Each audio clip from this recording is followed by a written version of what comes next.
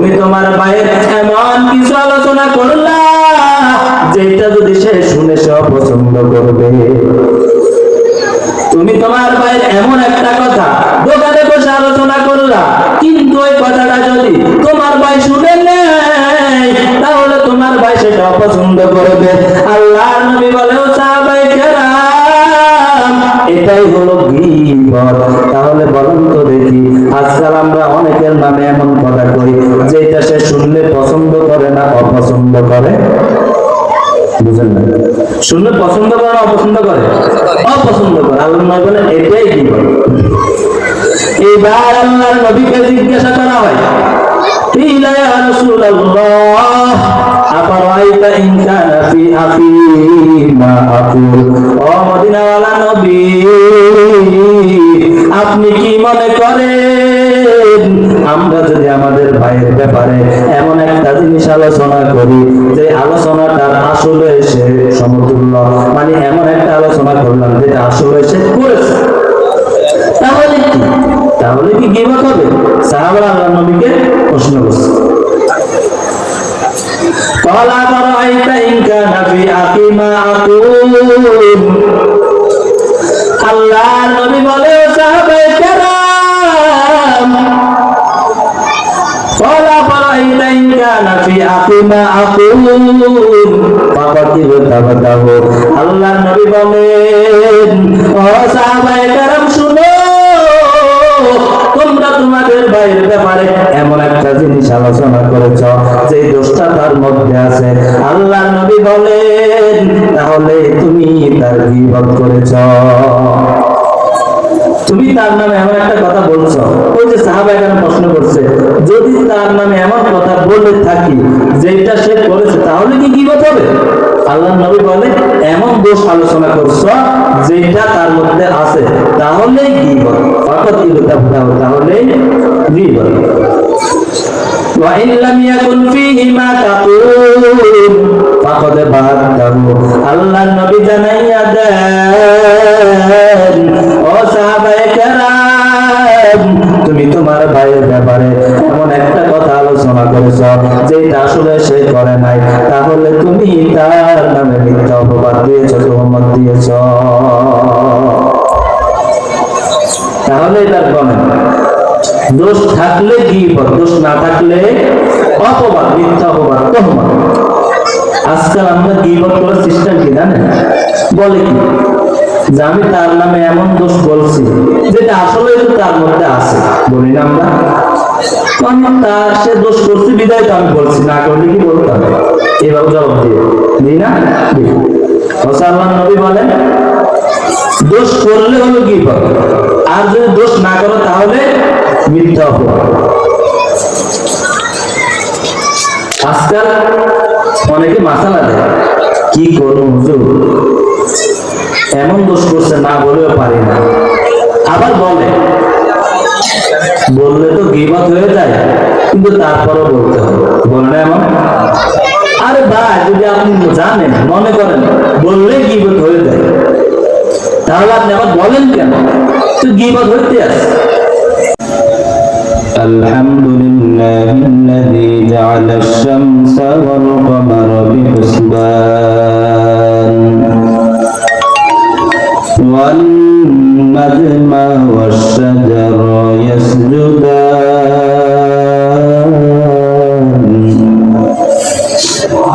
ওয়া ফাদ্দালা জামানান আলা জামান কামা فضل مكانا على مكان وإنسانا على إنسان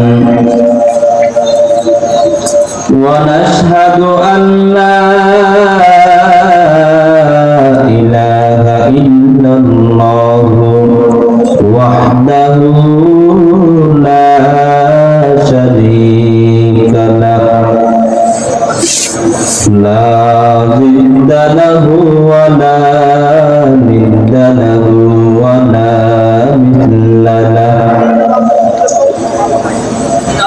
ونشهد أن سيدنا وسندنا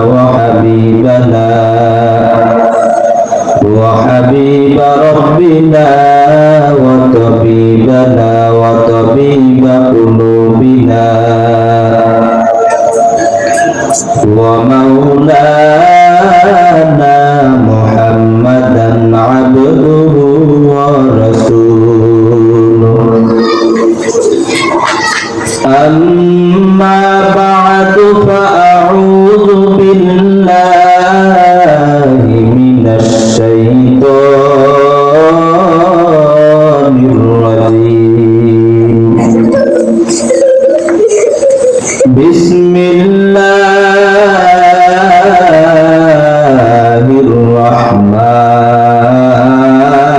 الرحمن الرحيم يا أيها الذين آمنوا اجتنبوا كثيرا من الظن إن بعد الظن إثم ولا تجسسوا ولا يغتب بعضكم بعضا أيحب أحدكم أن يأكل لحم أخيه ميتا فكرهتموه واتقوا الله إن الله تواب رحيم قال رسول الله صلى الله عليه وسلم الغيبة أشد من الزنا أو كما قال النبي عليه الصلاة والسلام صدق الله المولانا العظيم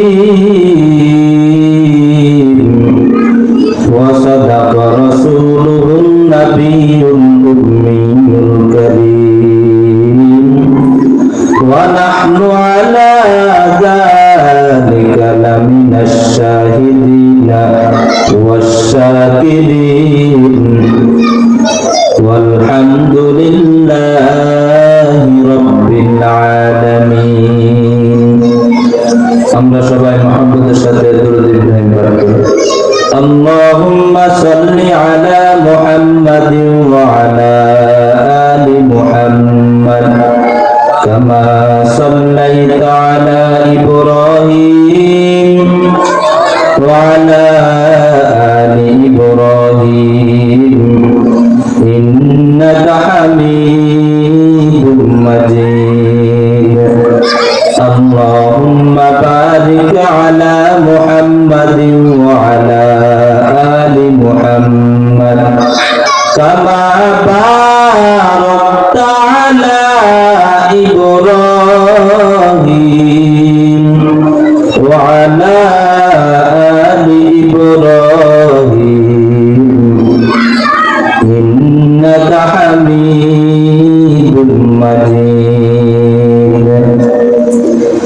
तकबीर में कलमा में नमाज़ों में अज़ा में तकबीर में कलमा में नमाज़ों में अज़ा में आईना में इलाही चमला नाम मोहम्मद आईना में इलाही चमला नाम मोहम्मद फरमाते हैं आदम को मुझे फुलगोतरी में फरमाते हैं आदम को मुझे फुलगोतरी में लिखा हुआ तो बाब मिला नाम मोहम्मद लिखा हुआ तो बाब मिला नाम मोहम्मद हाय मीम में महबूबे मतलब का इशारा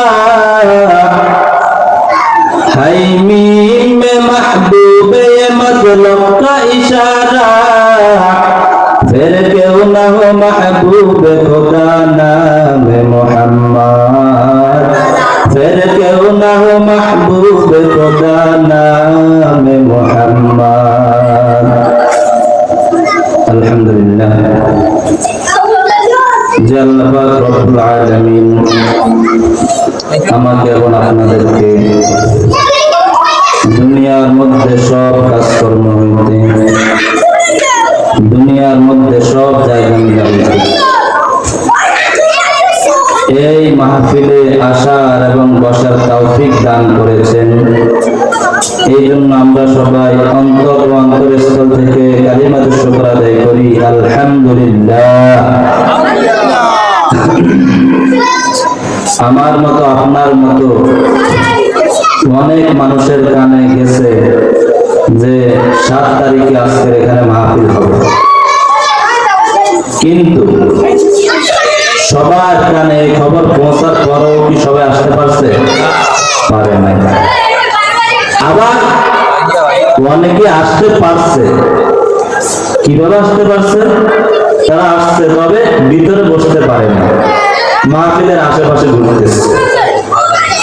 কেউ দোকানে বসে আছে, কেউ চা খাইতেছে, আবার কেউ চিন্তা করতেছে দেখি হুজুরের বয়ান শুরু করব, যদি ভালো লাগে, যদি হুজুরের সুর মোটামুটি পছন্দ হয় তাহলে যাই কিছুক্ষণ বয়ান না শুনলো সুর হলেও কিছুক্ষণ শোনার দরকার আছে। কিছু মানুষের আবার এটা চিন্তা। আর কেউ আছে না আল্লাহর দ্বীনের কথা বলবে, অতএব যাইয়া বসে যাবে। অনুরোধ জানাবো সবার কাছে যারা এখনো বসতে পারেন না, মাহফিলে যেহেতু আল্লাহ নিয়ে আসছেন একটু ভিতরে এসে ফ্যামিলি বসে যাবে। বলা যায় না আল্লাহ কখন কার উসিলায় কাকে হেদায়েত দান করে। তো আজকে আমি সংক্ষিপ্ত সময় আপনাদের সম্মুখে গীবত সম্পর্কে আলোচনা করব। আজ আমাদের সমাজে গীবত আছে না নাই? সমালোচনা আছে না নাই? আছে। যেমন আমরা জিনা করাকে গুনাহ মনে করি না ভালো কাজ মনে করি? গুনার কাজ মনে করি। এলাকার ভিতর যদি খবর পান যে ওই লোকটা জিনা করছে, সবাই তাকে ভালো জানবে না খারাপ জানবে? সবাই খারাপ জানবে, কারণ সে জিনা করছে। যে তুমি তার সাথে কথা বলো না কেন, তার সাথে বলবে খারাপ লোক। কেন খারাপ লোক? বলবে জিনা করছে। তারপরে যদি কেউ চুরি করে তাকেও আমরা কি জানবো? খারাপ জানবো। কেউ ডাকাতি করলে তাকেও ভালো জানবেন না খারাপ জানবেন? খারাপ জানবেন। কারণ কি? সে খারাপ কাজ করছে। তাহলে আমরা জিনা করাটাকেও খারাপ বুঝি, চুরি করাকেও গুনার কাজ মনে করি, ডাকাতি করাকেও কি মনে করি? গুনার কাজ, খারাপ কাজ মনে করি।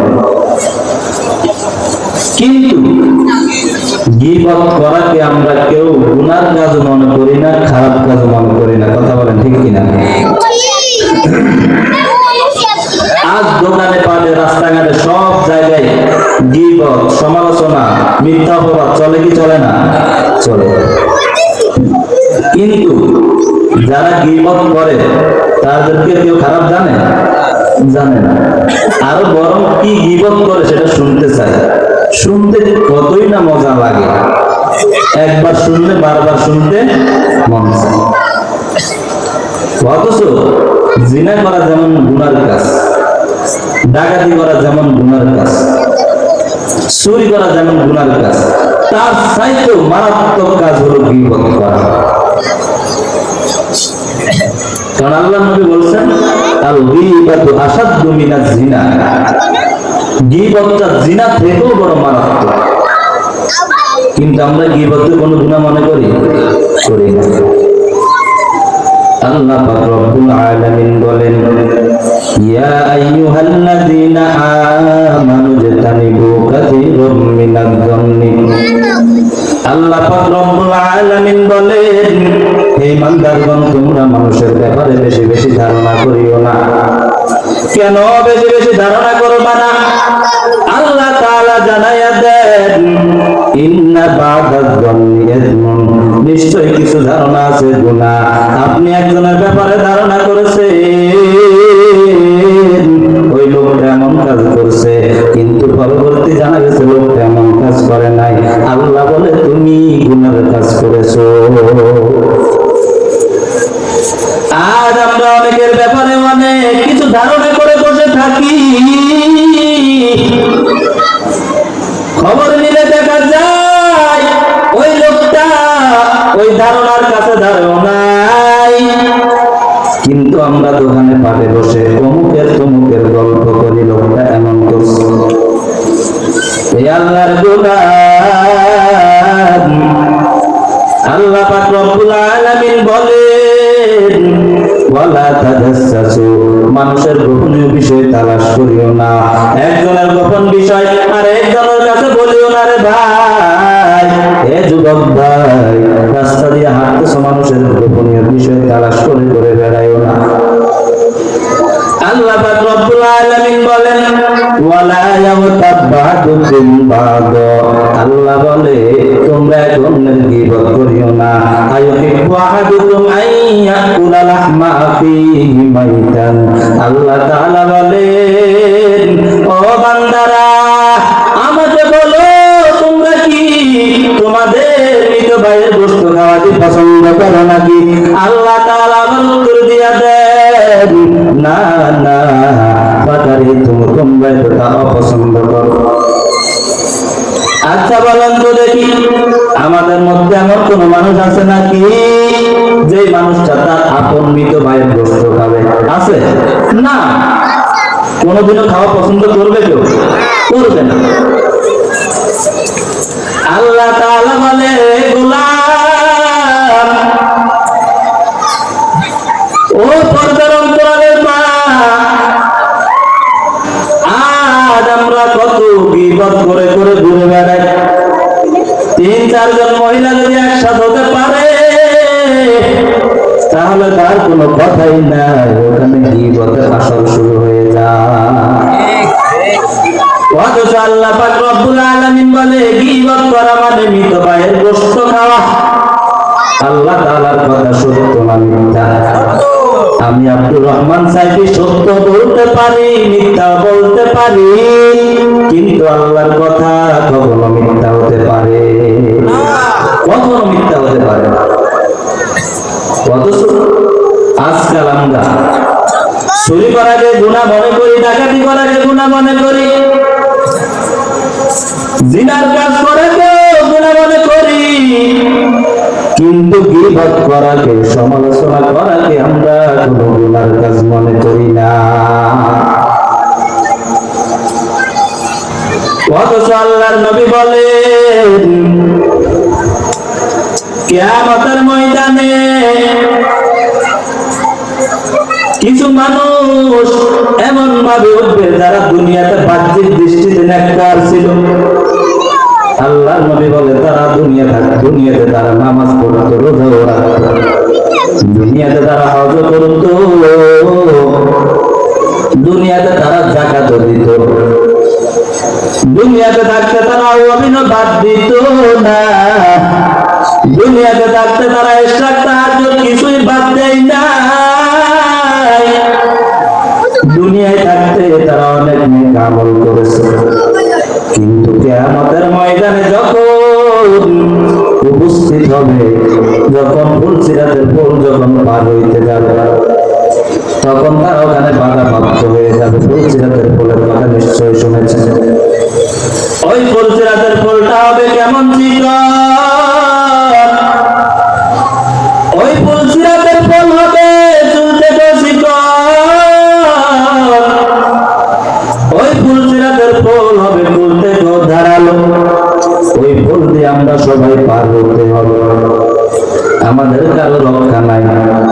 গুনাহ অনুযায়ী ও পুলের উপর পার হওয়ার পর কেউ শুরুতে জাহান্নামে পড়ে যাবে, কেউ মাঝখানে, কেউ শেষ, আবার কেউ বিজলির ন্যায় ওই ফুলসিরাতের পুল দিয়ে পার হয়ে যাবে। গুনাহ অনুযায়ী যার নেক আমল যেমন হবে সে সেইভাবে পার হবে। হে খোদা দয়াময় রব্বুল আলামিন,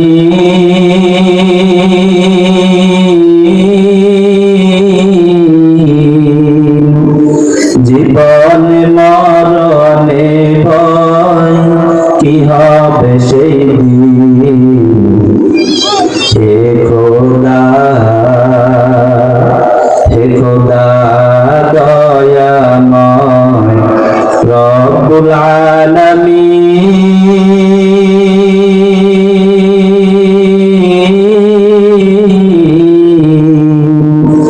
জীবন মরণে ভয় কি হবে সেই দিন।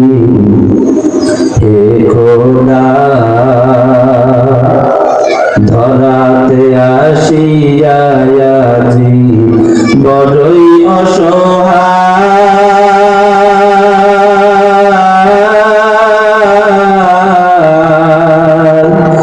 ইহকালের মায়া জালে অন্ধ যে সবাই।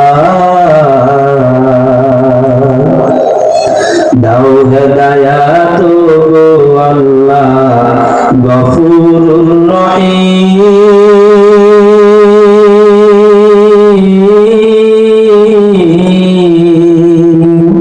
জীবনে মরণে ভয় কি হবে সেই দিন। হে খোদা দয়াময় রব্বুল আলামিন,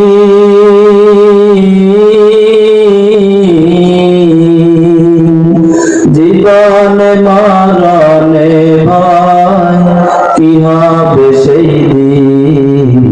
হে খোদা আজকে আমরা গীবত করে ঘুরে বেড়াই। ওই পড়শিরাদের ফলের কাছে যখন যাব তখন একজন ফেরেশতা দাঁড়ায় থাকবে।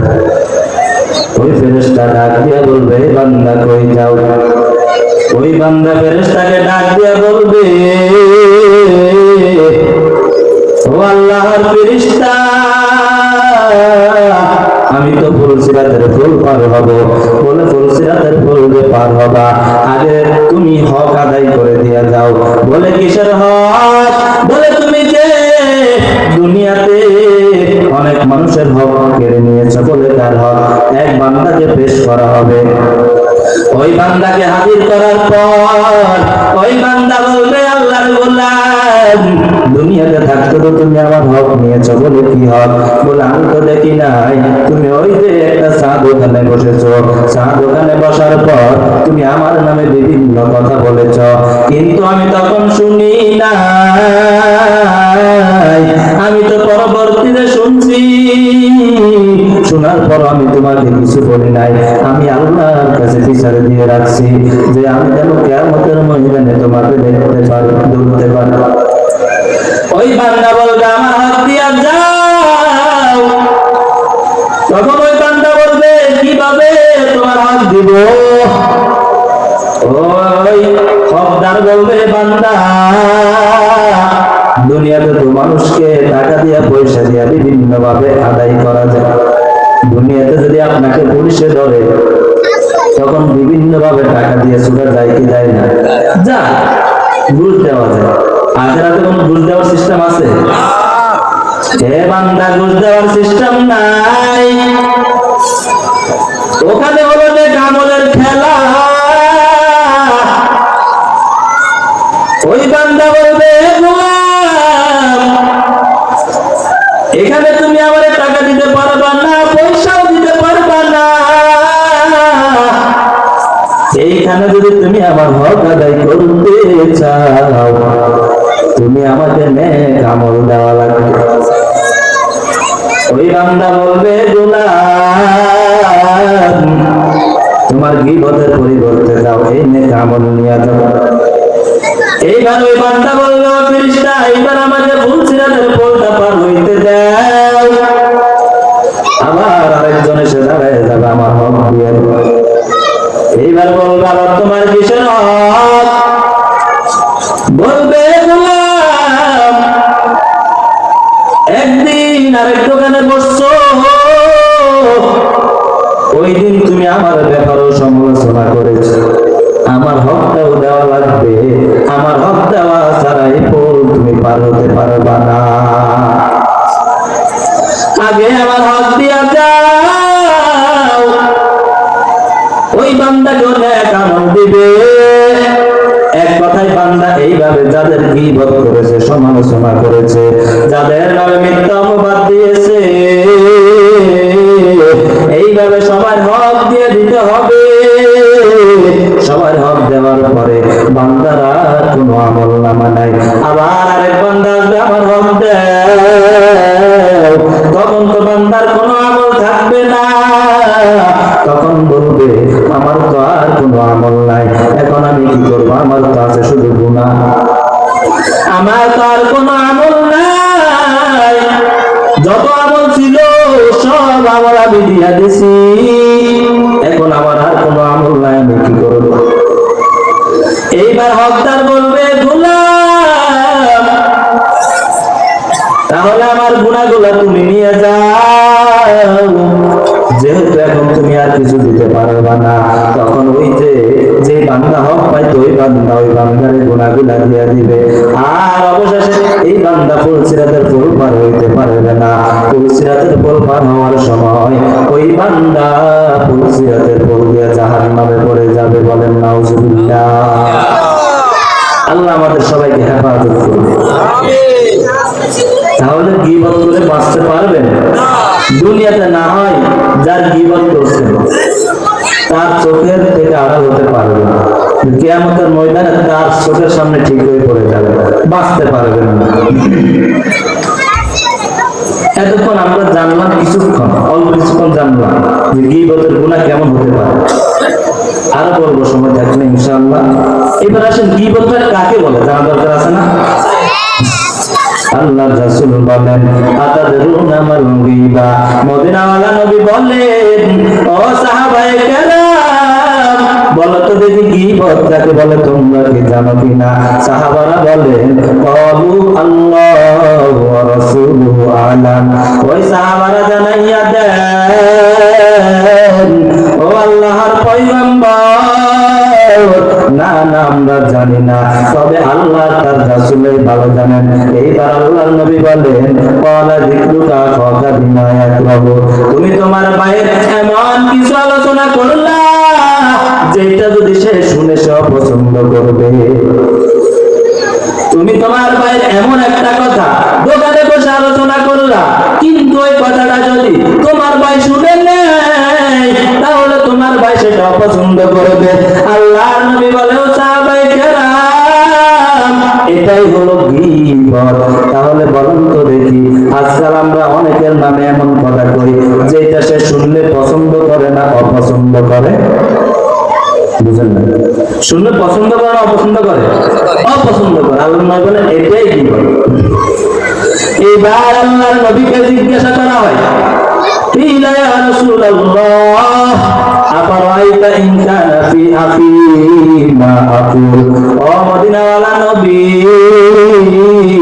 আপনি কি মনে করেন আমরা যদি আমাদের ভাইয়ের ব্যাপারে এমন একটা জিনিস আলোচনা করি যে আলোচনাটার আসলে সে সমতুল্য, মানে এমন একটা আলোচনা করলাম যেটা আসলে সে করেছে, তাহলে কি গীবত হবে? সাহাবারা আল্লাহর নবীকে প্রশ্ন করছে ক্বালা আফারাইতা ইন কানা ফি আখি মা আকুল। আল্লাহর নবী বলে ও সাহাবায়ে কেরাম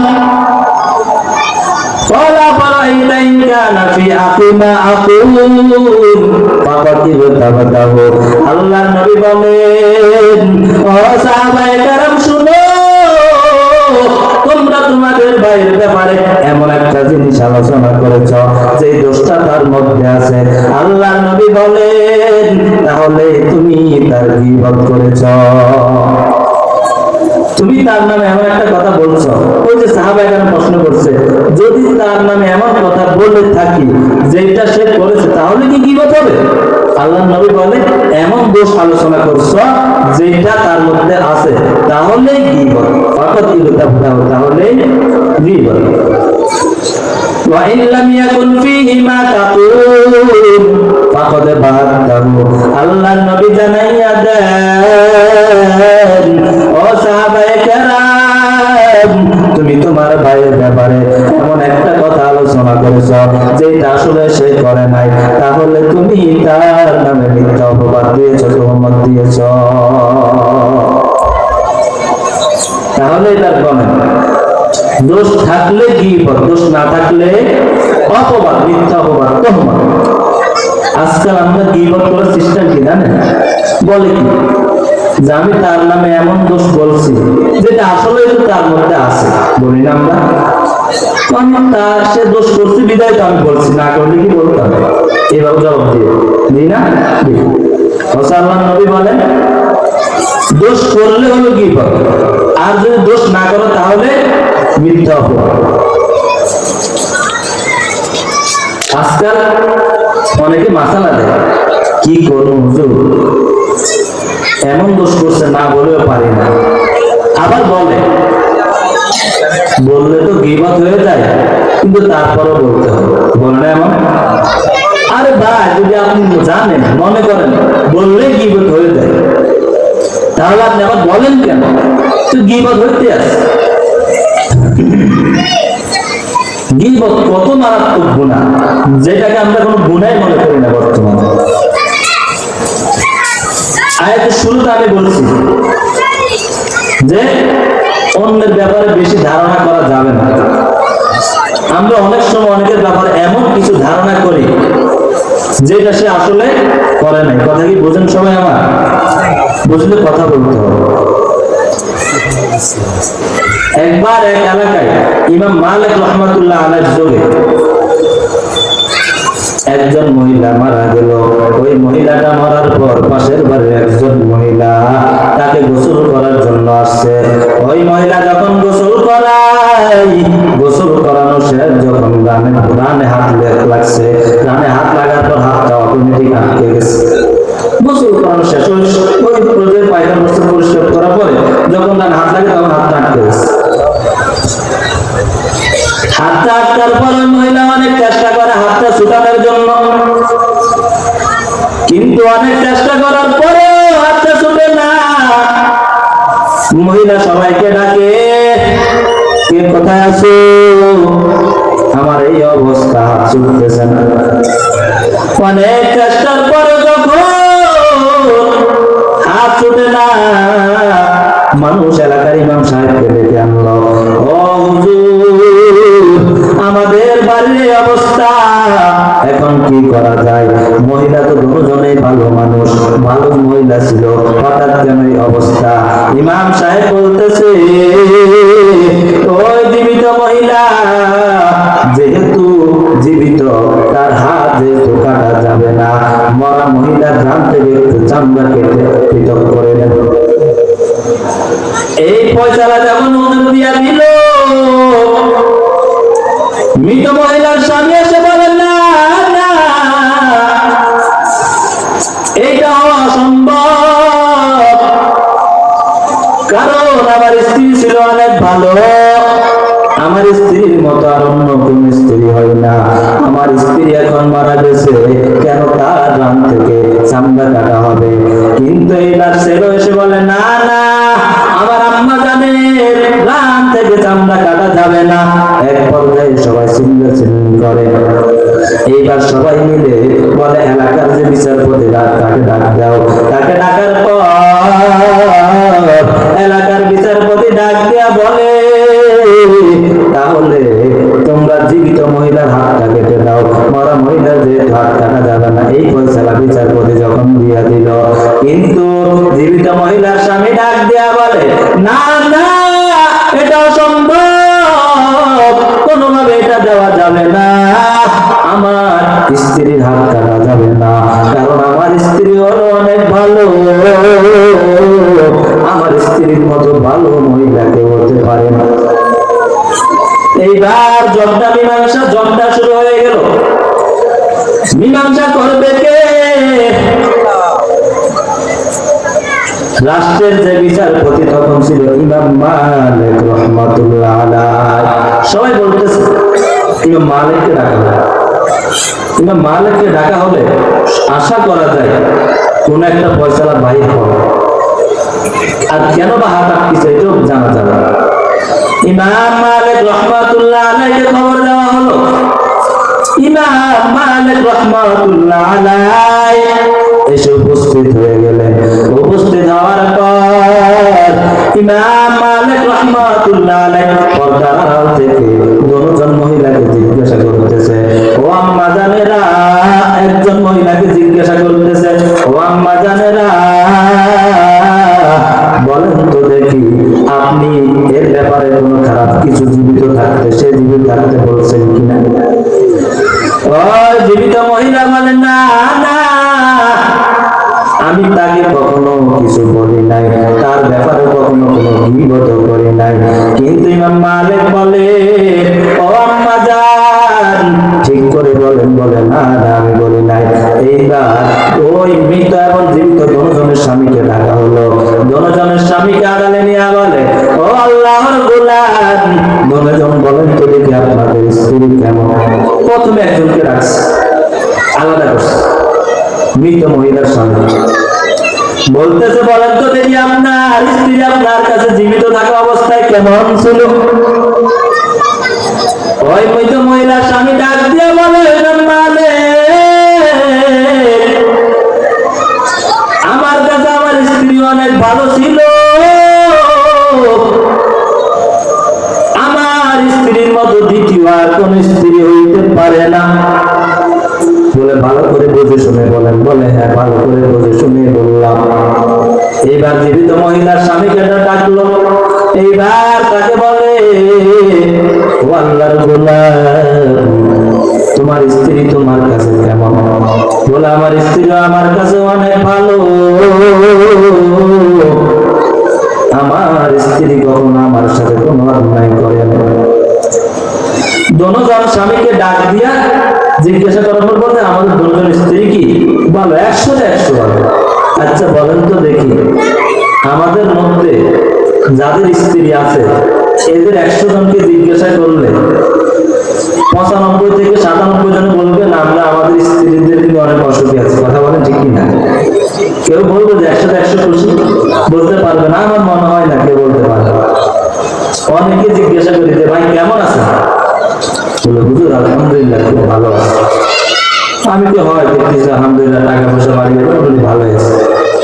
বলে, না হুজুর, টাকা পয়সা আছে ঠিক, বাড়ি গাড়ি আছে ঠিক, তবে ঘরে অনেক অশান্তি, ঘরে অনেক অশান্তি। আল্লাহর নবী বলেন, কোন মহিলা যদি মারা যাওয়ার পর তার স্বামী যদি বলে আমি আমার স্ত্রীর উপর খুশি, আল্লাহর নবী জানাইয়া দেন আল্লাহ পাক ওই মহিলাকে জান্নাত দান করে দিবে। কিন্তু আজকাল এমন স্বামী পাওয়া অনেক কঠিন। এইবার ইমাম মালিক রাহমাতুল্লাহ আলাইহি ওই মহিলার কাছে চলে গেলেন। পর্দার আড়াল থেকে জিজ্ঞাসা করে, আম্মা জান, ঠিক করে বলেন আপনি দুনিয়াতে তাকে জীবিত থাকতে কোনো কষ্ট দিয়েছেন কিনা? শিকার যাইতেছে না, শিকার যাইতেছে না। ইমাম মালিক রাহমাতুল্লাহ আলাইহি বলেন, আপনি তার সাথে যদি কোনো অন্যায় না করেন, কোনো গুনাহ যদি দুনিয়াতে সে জীবিত থাকা অবস্থায় না করেন, এমন তো হওয়ার কথা না। অবশেষে ওই মহিলা এবার শিকার যায়। ওই ইমাম মালিক তাহলে এবার ঘটনাটা শুনেন। কাঁদতে কাঁদতে কাঁদতে কাঁদতে এবার বলতেছেন, ওই ইমাম মালিক, আমি যখন তাকে গোসল দিতেছি, গোসল দিতে দিতে হঠাৎ করে আমার মনের মধ্যে তার ব্যাপারে একটা ধারণা চলে আসে। ইমাম মালিক রাহমাতুল্লাহ আলাইহি বলতেছে, বলো কি ধারণা করছো? বলে, জীবিত সে থাকা অবস্থায় আমি একদিন দেখলাম সে তার ভাইয়ের ছেলের সাথে একটা রুমে গেল, ঘরে গেল, কেউ ছিল না। আমি ধারণা করলাম সে জানি তার সাথে কি করেছে। আমি তাকে গোসল দিতেছি আর এই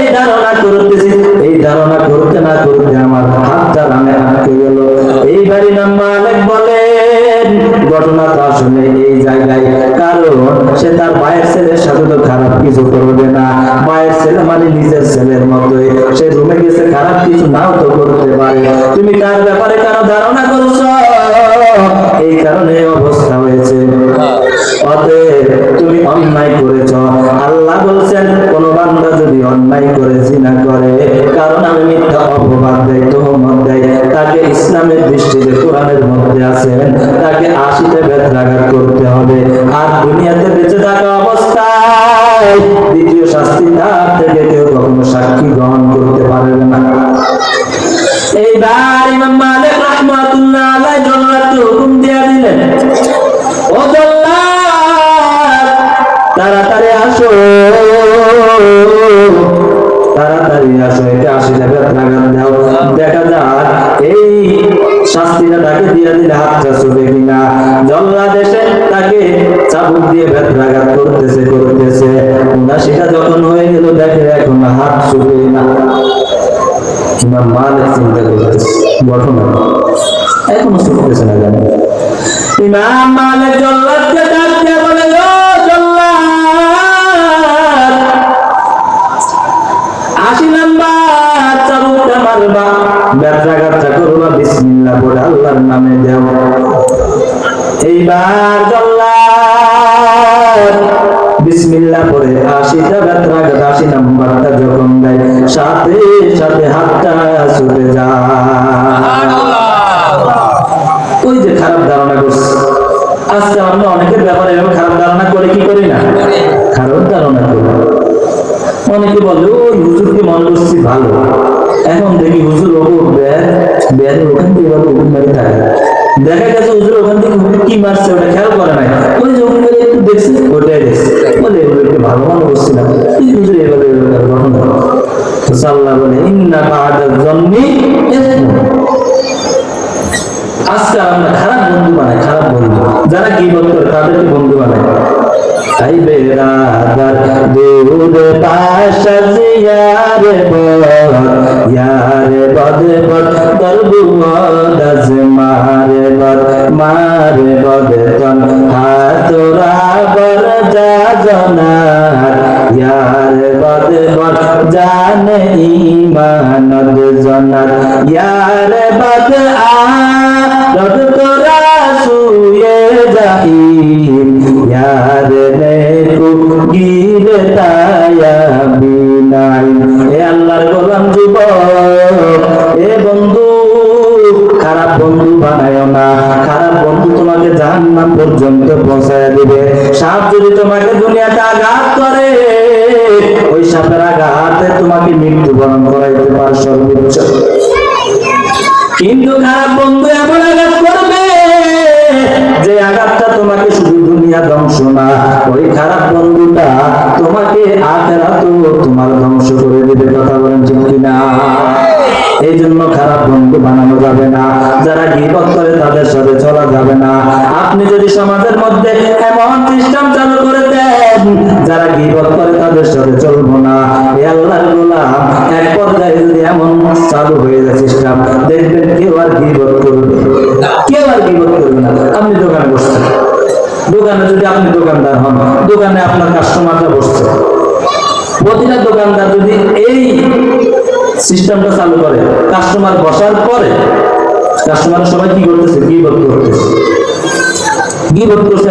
দোকানদার যদি বলে এই সাবধান, গীবত করা যাবে না, যদি গীবত করেন এখানে বসে সমালোচনা করেন, আমার দোকানে বসার দরকার নেই।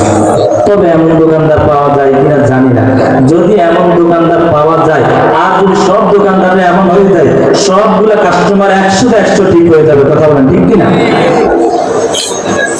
আবার 4-5 জন বসছেন, যদি গীবত শুরু করেন, আরেকজন যদি বলে এখানে গীবত করা যাবে না, যদি গীবত করেন তাহলে আমরা এখানে থাকবো না, গীবত অটোমেটিক বন্ধ হয়ে যাবে। কিন্তু আমরা তো গীবত করতে মজা পাই, শুনতে মজা পাই।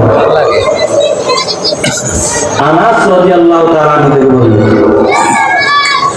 আনাস রাদিয়াল্লাহু তাআলা আনহু বলেন, আল্লাহর নবী যখন মেরাজের রাতে উর্দু জগতে চলে যায়। উর্দু জগতে যাওয়ার পর আল্লাহ নবী দেখতে পায় এক বান্দা নিজের গালে নিজে এইভাবে আশ্রয়তেছে। আল্লাহর নবী জিবরাইলকে বলতেছে, জিবরাইল ভাই, এই লোকটা কেন এইভাবে নিজের গালে নিজে আশ্রয়? এইবার বলতেছে, এই লোকটা দুনিয়াতে থাকতে মানুষের গোশত খেত। কি খেত? মানুষের গোশত। আল্লাহ নবী বলে, মানুষের গোশত আর খাই কিভাবে? এইবার জিবরাইল আমিন বলে, ও পয়গম্বর,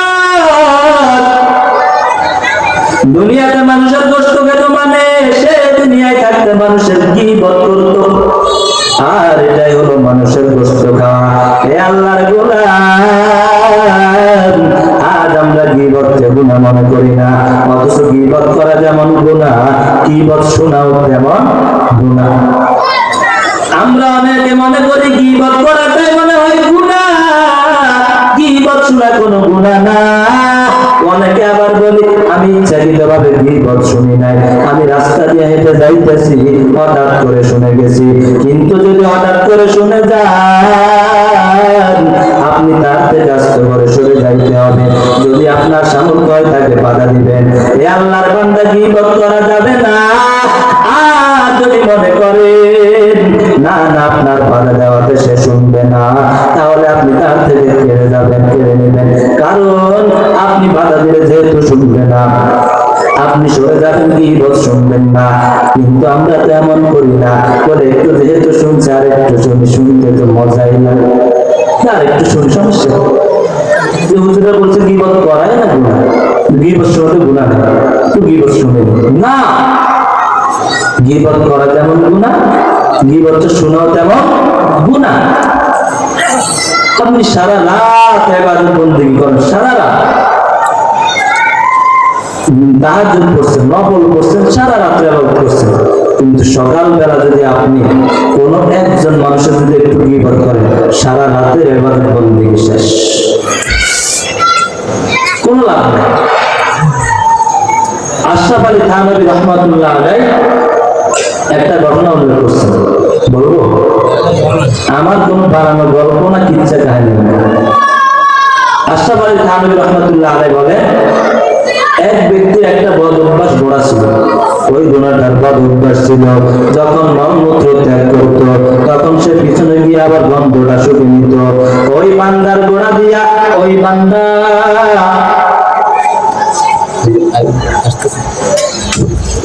বান্দা কোথাও সফরে যেতে পারতো না, এই জন্য বান্দার কষ্ট হতো। একদিন বান্দা সফরে বাহির হবে, এমন সময় তার আরেক বন্ধু আসছে। তার বন্ধু আসার পর বলে, একসাথে আমরা সফরে বের হব। কিন্তু ওই বান্দা কি করবে? ওই বান্দার গোড়ার তো বড় বদ অভ্যাস, বান্দা তো কারোর সাথে সফর করতে পারে না। একটু দূরে যাওয়ার পরে যখন একটু মলমূত্র ত্যাগ করে সামনে যাইয়া আবার পিছনে চলে আসে, করার কিছু নাই, বান্দা কারোর সাথে সফরে বের হতে পারে না। এইবার ওই বন্ধুকে বলে, ও আল্লাহর গোলাম, তুমি যে আমার সাথে সফরে বের হবা, আমার গোড়া তো এই বদ অভ্যাস আছে। বলে, তাহলে শুনে নাও, আমি তোমার পিছনে থাকবো। তোমার গোড়া মলমূত্র ত্যাগ করার পর যখন আবার পিছন আসতে চাবো, আমি পিছন থেকে গোদা দিয়ে আবার সামনের দিকে ফিরাইয়া দিব, আর পিছনের দিকে আসতে পারবে না। এইবার সাথী লগের সাথী বলে, ঠিক আছে। দুজন রওনা দিয়া দিল। রওনা দেওয়ার পর কিছু দূর পরে ওই ঘোড়া মলমূত্র ত্যাগ করে। মলমূত্র ত্যাগ করার পর যখন পিছনের দিকে তাকাইতে চায়, পিছনের বন্ধু তাকে গোদা দিয়ে সামনের দিকে নিয়ে যায়। এক পর্যায়ে অনেক দূরে চলে গেল। অনেক দূরে যাওয়ার পর এইবার ওই বন্ধু বলতেছে, আমার তো রাস্তা হলো এইদিকে, আমি তো এইদিকে চলে যাব, আমি তো আর তোমার সাথে যাইতে পারবো না। বলে, ঠিক আছে, তাহলে চলে যাও। এইবার যখন চলে গেল, বদ অভ্যাসওয়ালা ঘোড়ার মালিক একা হয়ে গেল। এইবার ঘোড়াটা আবার মলমূত্র ত্যাগ করিয়া এইবার এমন দৌড় দিছে, যত জায়গায় মলমূত্র ত্যাগ করছে সব জায়গায় গন্ধ শুকতে শুকতে আগের জায়গায় ফিরে চলে গেছে। এই ঘটনাটা কেন বললাম? ঘটনাটা আল্লাহর নবী বলেন, কোন বান্দা যদি সারা রাত্রে ইবাদত করে আর ইবাদত করার পর সকালবেলা বান্দা একজনের গীবত করে ফেললো, বান্দার সব আমল এইভাবে ধ্বংস হয়ে যায়। এই জন্য তো আল্লাহ নবী বলেন আল-গীবাতু আশাদ্দু মিনাজ জিনা, গীবতটা হলো জিনা থেকেও বড় মারাত্মক গুনাহ। গীবতটা জিনা থেকেও বড় মারাত্মক গুনাহ। আমরা তো সবচেয়ে বড় খারাপ গুনাহ মনে করি কি জিনা করা, নাকি? আল্লাহ নবী বলে তোমরা তো জিনা করলে এটাকে খারাপ মনে করো। আল্লাহ নবী বলে আমি নিজে বলতেছি জিনা যত খারাপ বড় খারাপ গুনাহ হোক না কেন, তার চাইতে গীবতটা বড় মারাত্মক গুনাহ। আপনি যার গীবত করবেন, যার নাম সমালোচনা করবেন, যার নামে মিথ্যা অপবাদ দিবেন, যদি দুনিয়ায় থাকতে তার থেকে মাপ না নিতে পারেন, কিয়ামতের ময়দানে তার কাছে ধরা খেয়ে যাবে। অনেক মানুষকে দেখতে বোঝায় না সে যে মানুষের গীবত করে, কত সুন্দর নামাজ পড়ে, নামাজি লোক 5 ওয়াক্ত নামাজ পড়ে, তার যদি বাদ নাই, আবু আবিনও বাদ নাই, এশাকও বাদ নাই, চাষের নামাজও বাদ নাই, কিন্তু ঠিক মতো আবার মানুষের গীবত করতেও বাদ থাকে না। কথা বলেন ঠিক কিনা? কি লাভ হবে আপনার ওই নামাজ? কি লাভ হবে আপনার আবু? কি লাভ হবে আপনার স্বাস্থ্য? কি লাভ হবে আপনার যদি আপনি মানুষের গীবত করেন? অনেক মানুষ কি সুফি, কি আল্লাহওয়ালা, কিন্তু আবার মানুষের গীবত করে।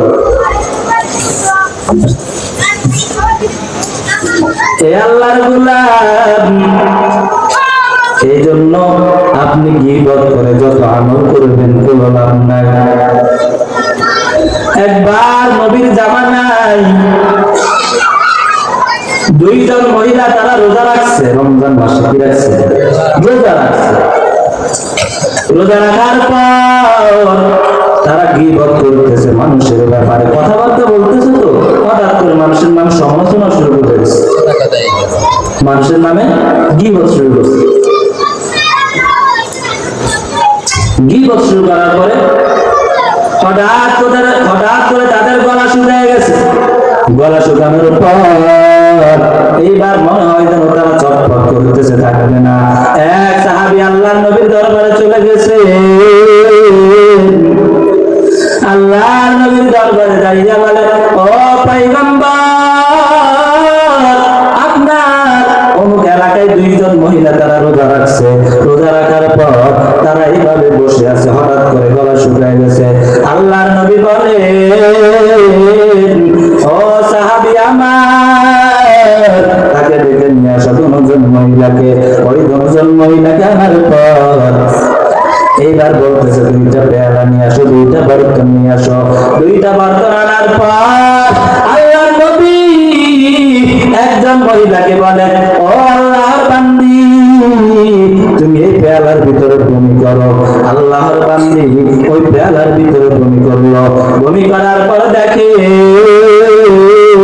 সবগুলো তাজা গোশত আর রক্ত। এইবার আল্লাহর নবী অপর মহিলাকেও বলে, তুমি এই পেয়ালার ভিতর বমি করো। ওই পেয়ালার ভিতর বমি করার পর দেখতে যায় ওই অবস্থা, রক্ত আর গোশত।